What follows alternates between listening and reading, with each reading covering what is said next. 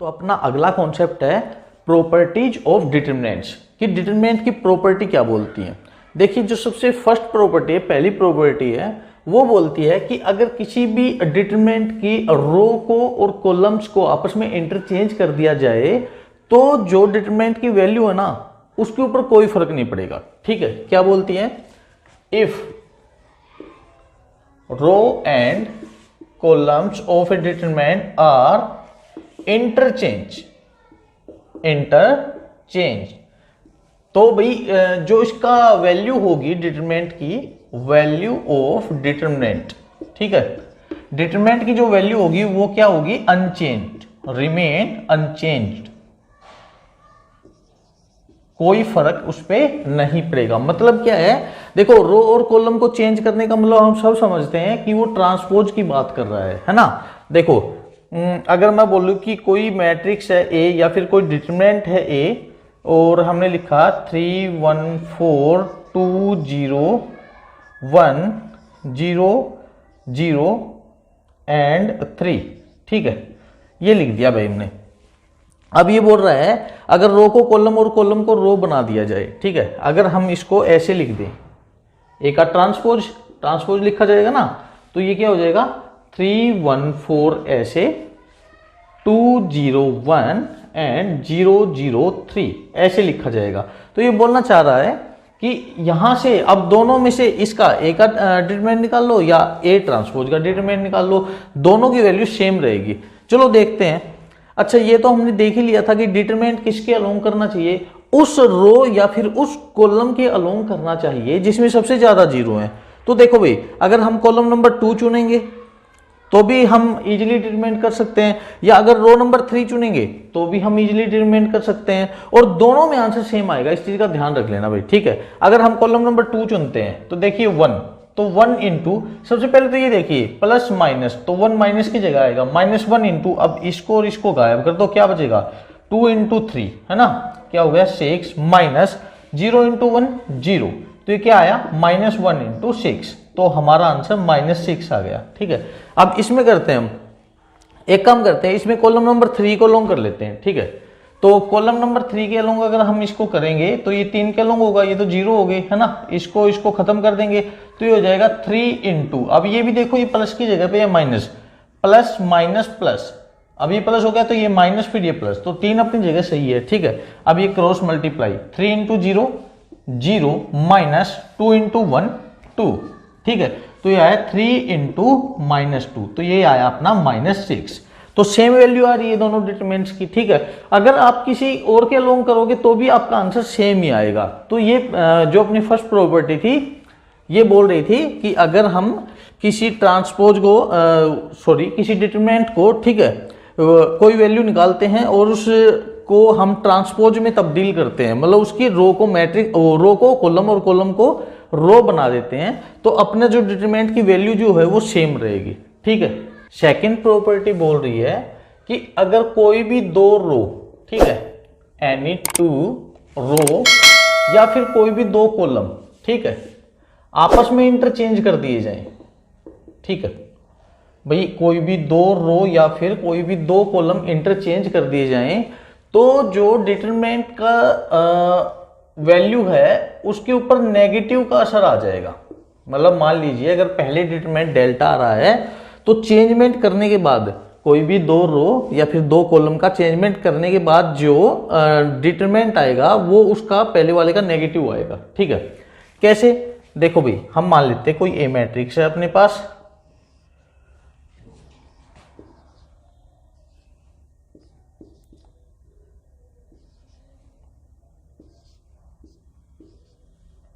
ठीक है, अब ये ए मैट्रिक्स से ए का डिटरमिनेंट निकालते हैं। देखो एक बात बता दूं आप लोगों को, जब भी ये यहाँ पे बाउंड्री वाली ये कॉर्नर अगर यहाँ पे बैंड हैं तो ये मैट्रिक्स होती है, अगर ये बैंड नहीं है सीधे डंडे हैं तो ये डिटरमिनेंट होता है। ठीक है, लेकिन हम मैट्रिक्स का भी डिटरमिनेंट निकाल सकते हैं। जैसे ये मैट्रिक्स दे रखी है तो हमने ए के दोनों तरफ ये दोनों सीधे डंडे लगा दिए, जैसे मोड का निशान होता है। ठीक है, तो ये डिटरमिनेंट का सिंबल है भाई कि ये ए का डिटरमिनेंट निकालना है हमें। ठीक है, तो देखो हम ये जैसे देख रहे हैं कि 2 इंटू, अब इसको गायब कर देंगे। ठीक है, 4 इंटू 2 8 माइनस 1 इंटू 9 9, ठीक है। फिर ये 1 का एलोंग निकाल लो या 3 के एलोंग निकाल लो, चलो -3 इंटू, तो ये 3 वाला गायब हो जाएगा अब, ठीक है। 2 इंटू 1 2 और 9 इंटू 0 0 हो जाएगा।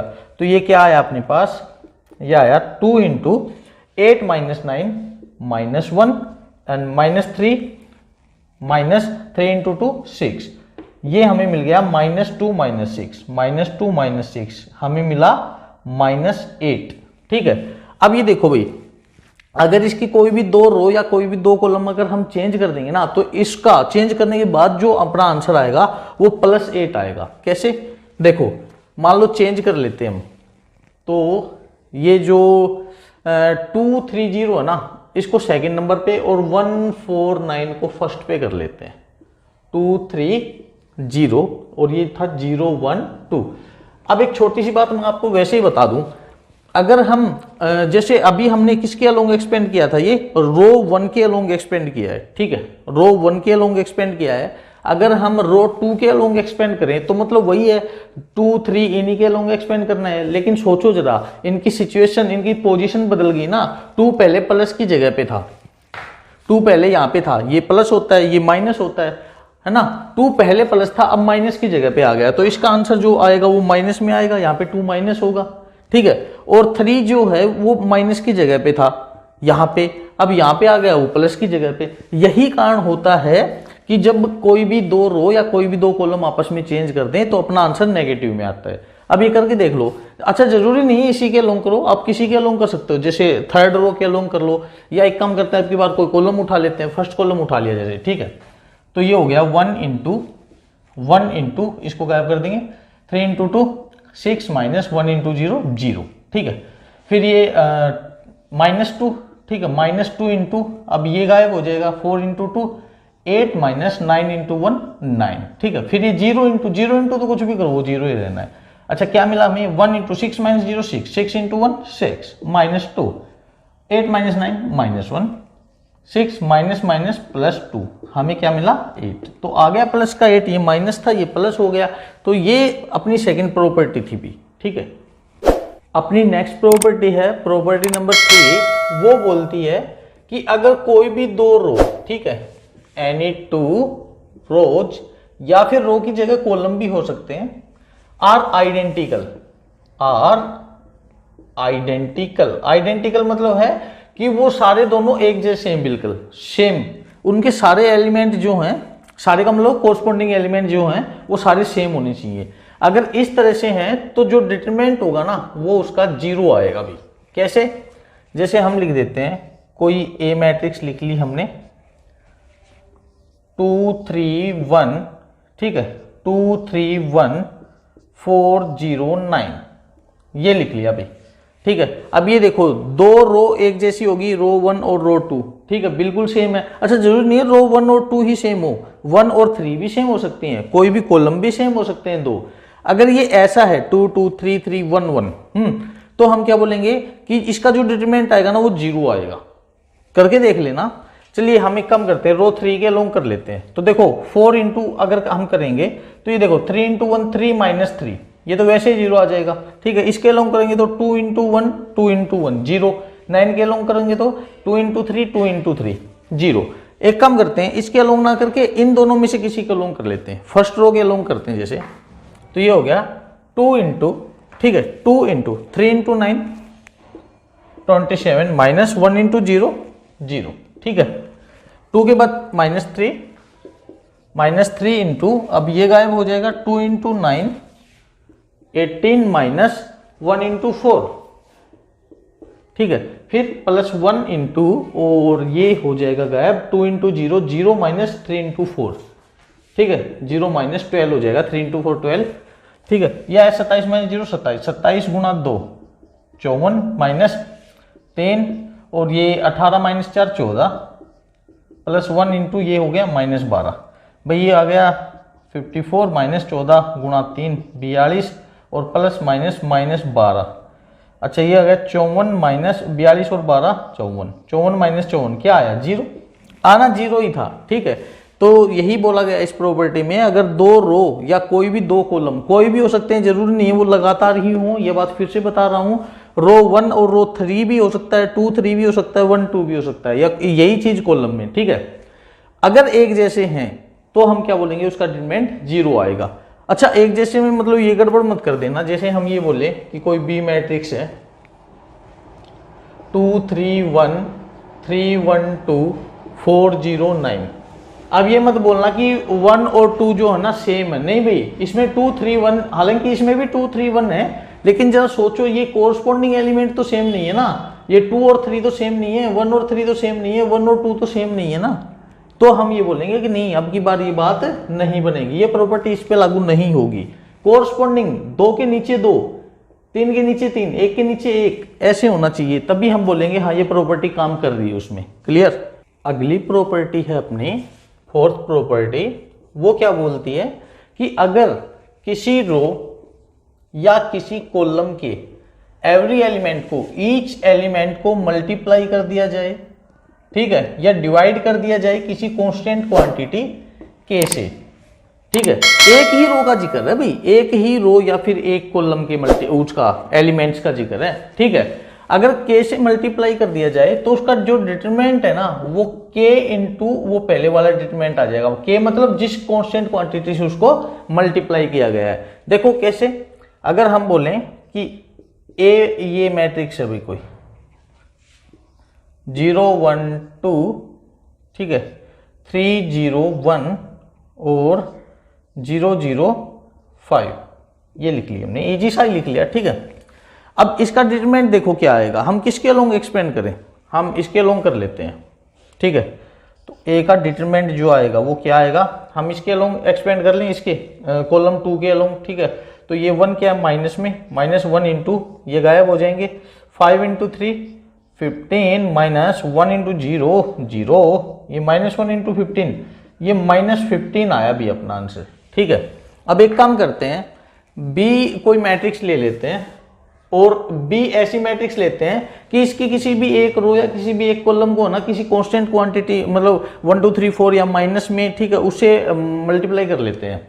तो जैसे फर्स्ट था अपने पास 0 1 2, अब सेकंड को है ना हम एक काम करते हैं 2 से मल्टीप्लाई कर लेते हैं, 2 से, तो 2 इंटू 3 6, 2 इंटू 0 2 इंटू 1 और लास्ट वाला अपने पास 0 0 5।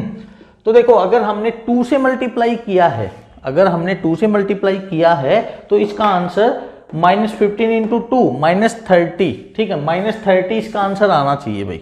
चलो देखते हैं, हम वही करते हैं, इसी कॉलम के अलोंग एक्सपेंड करते हैं, तो -1 इंटू ये खत्म हो जाएंगे, ठीक है, 5 इंटू 6 30 माइनस 2 इंटू 0 0, तो ये कितना आया -1 इंटू 30, तो अपना आंसर तो -30 आ गया, ठीक है। तो इस प्रॉपर्टी ने यही बोला था कि अगर किसी से मल्टीप्लाई कर रहे हैं तो ये ऐसा हो जाएगा। हाँ एक चीज और बताऊं आप लोगों को, अगर हम जैसे मैं लिखता हूं कोई बी मैट्रिक्स लिखी मैंने, ठीक है, और मैं फर्स्ट वाली जो रो है 0 1 2, ठीक है, और 3 0 1 0 0 5, एक काम करते हैं, मैंने फर्स्ट रो को तो है ना मल्टीप्लाई किया 2 से, सेकंड को किया 3 से और थर्ड रो को किया 4 से मल्टीप्लाई, तो इसके आंसर पे क्या फर्क पड़ेगा। तो देखो पहले मल्टीप्लाई करने के बाद जो मैट्रिक्स बनेगी वो 2 से मल्टीप्लाई किया तो 0 2 4, ठीक है, 3 से किया तो 3 इंटू 3 9 0, ये 3 और 0 0 4 इंटू 5 20, ठीक है।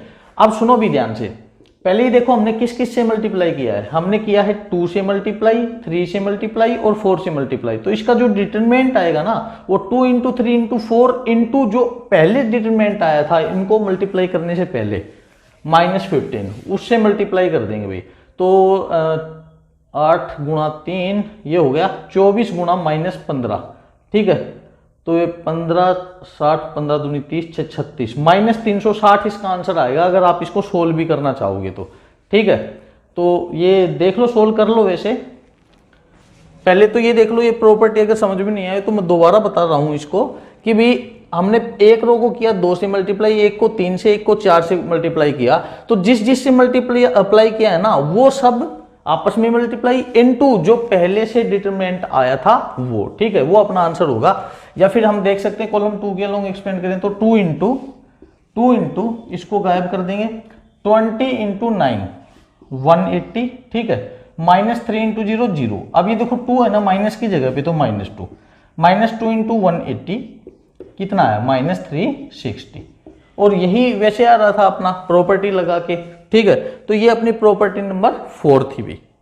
इसी प्रॉपर्टी के बेस पे मैं एक छोटा सा क्वेश्चन आपको बताने जा रहा हूं कि उसको जल्दी से कैसे सोल्व करेंगे। जैसे मैं बोलता हूं कि एक है ना कोई मैट्रिक्स है और जिसका ऑर्डर है ना 3 क्रॉस 3 है, ठीक है भाई, 3x3 की कोई मैट्रिक्स दे दी A, ठीक है। उसने बोला कि A का जो डिटरमिनेंट है ना वो भी 4 है, A का डिटरमिनेंट कितना है 4 है, तो फिर 2A का डिटरमिनेंट क्या रहेगा। देखो 2A, पहले तो ये देखो A जो है वो 3x3 की मैट्रिक्स है, तो यहाँ पे ये एलिमेंट रहेंगे भी, ठीक है, 9 एलिमेंट हो गए, 3 3 3। अब ये देखो अगर A का डिटरमिनेंट इसको सोल्व करने के बाद अगर ये डिटरमिनेंट 4 आ रहा है तो 2A मतलब इसकी जब 2 से मल्टीप्लाई करेंगे, सीधी सी बात है, अगर मैट्रिक्स है A और उसकी 2A हम कर रहे हैं तो सभी एलिमेंट्स को 2 से गुणा करना पड़ेगा, ठीक है। तो 2A का मतलब क्या है, 2A का मतलब है कि इस मैट्रिक्स में जितने भी एलिमेंट है सबको 2 से मल्टीप्लाई करना पड़ेगा, मतलब इस रो को 2 से मल्टीप्लाई करना पड़ेगा, इस रो को भी 2 से मल्टीप्लाई करना पड़ेगा और थर्ड रो को भी 2 से मल्टीप्लाई करना पड़ेगा, है ना।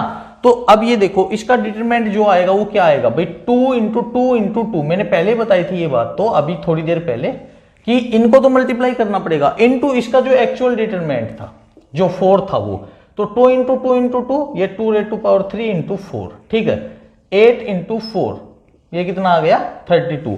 इस चीज का ध्यान रखेंगे कैसे करना हम लोगों को। मान लीजिए ए कोई मैट्रिक्स दी है, मैं आप लोगों को बता दूं उस मैट्रिक्स का ऑर्डर दिया है m/m, ठीक है, ये स्क्वायर के लिए बात है ये भाई, ठीक है, क्योंकि डिटरमिनेंट निकलता है स्क्वायर मैट्रिक्स का, रेक्टेंगुलर मैट्रिक्स का नहीं निकलता ना। तो ए कोई मैट्रिक्स दे दी जो m/m ऑर्डर की है, ए का डिटरमिनेंट दे दिया मान लीजिए डेल्टा, ठीक है। तो ये इसने पूछा कि k से मल्टीप्लाई अगर a को कर देंगे तो इसका डिटरमिनेंट क्या होगा। तो ध्यान रखना k इंटू a का डिटरमिनेंट रहेगा k की पावर जितना उसका ऑर्डर है, k की पावर जितना उसका ऑर्डर है इनटू डेल्टा जो पहले वाला डिटरमिनेंट था भाई, ठीक है। इस चीज को ध्यान रखेंगे हम लोग और इसके बेस पे 1 नंबर का क्वेश्चन पक्का आता है। और वो 1 नंबर के क्वेश्चन के लिए हमें इसको पूरा सोल्व करने की जरूरत नहीं है, छोटी सी बात हमें पता है, जल्दी से हम इसको सोल्व कर सकते हैं, ठीक है। अगली प्रॉपर्टी है 5th प्रॉपर्टी अपने पास, जो कि बोलती है कि अगर किसी रो या किसी कॉलम, ठीक है, जो भी प्रॉपर्टी लग रही है वो रो अगर बोला गया है तो सीधी सी बात है वो कॉलम पर भी लगेगी, ठीक है। तो अगर किसी भी रो या किसी भी कॉलम के एलिमेंट्स को है ना 2 या 2 से ज्यादा टर्म्स के सम में या डिफरेंस में एक्सप्रेस किया गया है तो उसको हम अलग अलग मैट्रिक्स के सम में या डिफरेंस में तोड़ सकते हैं। कैसे, जैसे एक एग्जांपल दूं मैं आप लोगों को। मान लीजिए मैं ये लिखता हूं a plus B C plus D and E, इसको माइनस कर लेते हैं, e माइनस एफ, ठीक है। और यहां पे मैं लिखा x y z u v w, ठीक है। तो इस डिटरमिनेंट को हम तोड़ सकते हैं, किसमें, हम इसको ऐसे लिख सकते हैं, इनका ये सेकंड और थर्ड रो जो है ना इनमें तो कोई भी ऐसी टर्म नहीं है ना जो 2 के टर्म में मतलब सम में दिखा रखी हो, सिर्फ फर्स्ट रो में है। तो एक काम करो, पहले सेकंड और थर्ड को ना ऐसे कैसे लिख लो, क्या ये भी x y z u v and w, ठीक है, plus x y z u v और w। अब देखो भाई फर्स्ट रो को कैसे तोड़ना है, आप एक काम करो, ये a c और e इनको उठा के यहां रख दो, a c और e, ठीक है। और बाकी बच्ची दूसरे डिटरमिनेंट में आपको लिखने ये पीछे वाले b d, और ध्यान से देखना यहां पे आपके पास e माइनस एफ है, e माइनस एफ है जिसका मतलब है e प्लस माइनस एफ, ठीक है। तो e तो लिख लिया आपने, उसके साथ प्लस कौन है माइनस एफ, तो यहां पे आपको माइनस एफ लिखना है, गलती से f मत लिख देना, इसलिए माइनस का उठाया था यहाँ पे कि आप लोगों को पता चल सके कि माइनस हो तो क्या करना है। ठीक है, आगे भी बात समझ में। अगर यहाँ पे मान लीजिए ये सारे माइनस होते तो आप इन तीनों को माइनस कर सकते थे, या फिर इन तीनों को प्लस करके वो माइनस यहाँ पे लगा सकते थे। ये दोनों में काम करेगा। ठीक है, तो ये थी अपनी प्रॉपर्टी नंबर 5। इसके ऊपर एक क्वेश्चन देख लेते हैं, देखते हैं कोई क्वेश्चन। जैसे मान लीजिए ये डिटरमिनेंट अपने पास मैं लिखा 17, 13, 15, 2, 1, 0, ठीक है, 3, 4, 2। चलिए, अच्छा इसका डिटरमिनेंट निकाल लेते हैं पहले इधर हम।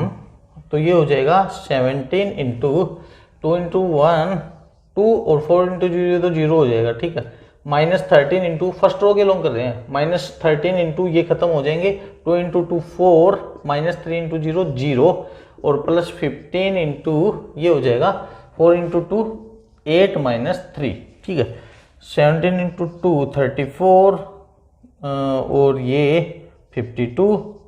ठीक है, और ये 8 -3 5, 15 गुणा 5 75 हो जाएगा अपने पास। तो हमें मिला भी 7 और 5 और 4 9, 7 और 3 10, 109 -52, ये आ जाएगा 7, 10 में से 5 गया 5, 57। ठीक है, तो अपने पास ये अपना जो इसका डिटरमिनेंट ये आ गया। अब ये देखो, क्या हम ये 17, 13 और 15 को तोड़ सकते हैं? क्या मैं 17 को ऐसे लिख सकता हूँ कि भाई ये मैंने लिख लिया 10 जमा 7। ठीक है, 13 को मैं लिख लेता हूँ 11 जमा 2 और ठीक है, इसको हम 20 - 5 लिख लेते हैं। ठीक है, अब इसको तोड़ते हैं हम, 10, 11 और 20 ये अलग कर लेते हैं। ठीक है, 10, 11 और 20 ये अलग कर लिया, और कौन बचा अपने पास? 7, 2 और -5, इसको अलग से लिख लिया। नीचे क्या है?